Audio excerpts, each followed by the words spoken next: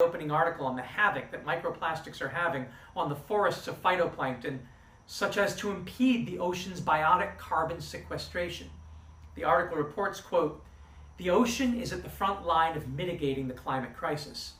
Making up over 70% of the Earth's surface, the ocean plays a crucial role in controlling the global climate system through, among other processes, absorbing and storing carbon dioxide from the atmosphere.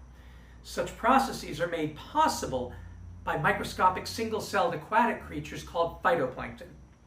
These tiny organisms, dubbed the ocean's invisible forests, generate about half the atmosphere's oxygen and sequester as much carbon dioxide per year as all land plants. Similar to land plants, phytoplankton soaks up sunlight and captures carbon dioxide for photosynthesis, producing oxygen. Just as trees store carbon in their trunks, leaves, stems, and roots, phytoplankton stores carbon in their bodies. When they die and sink to the sea floor, the trapped carbon in their bodies also sinks deep into the ocean's waters. Phytoplankton is at the base of the marine food web, meaning that they provide marine creatures, from the tiny animal-like zooplankton to whales, with food.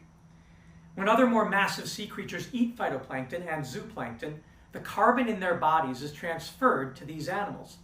This carbon will then settle into marine sediments on the ocean floor in fecal pellets and animal carcasses. The processes of carbon removal from the atmosphere and its absorption into seafloor sediments is called the biological pump. And through this process, the ocean regulates the Earth's climate. However, the plastic waste crisis will have a detrimental impact on the climate. Every year, 8 million tons of plastic enter the world's oceans, which are categorized into micro and nanoplastics. Scientists continue to examine the effects of plastic debris on the biological pump process. And further, about 4/5 of all trash in the ocean comes from land-based activity, like poor waste management, litter, and construction.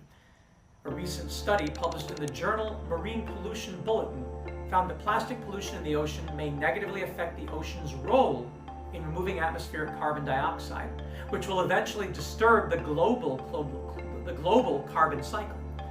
Microplastics in the ocean can negatively impact the growth of phytoplankton. Moreover, the abundance of microplastics, like those of the plastic garbage patches comprising thousands of tons of floating microplastics, forms a layer on the surface of the ocean, affecting light transmission and disturbing the efficiency of phytoplankton photosynthesis. Marine microplastics also affect the development and reproduction of phytoplankton and thus interfere with the process of organic oceanic carbon storage. Additionally, the study highlighted how microplastics negatively affect zooplankton. Zooplankton, which feed on phytoplankton, is one of the intermediaries between phytoplankton and other large aquatic animals. Zooplankton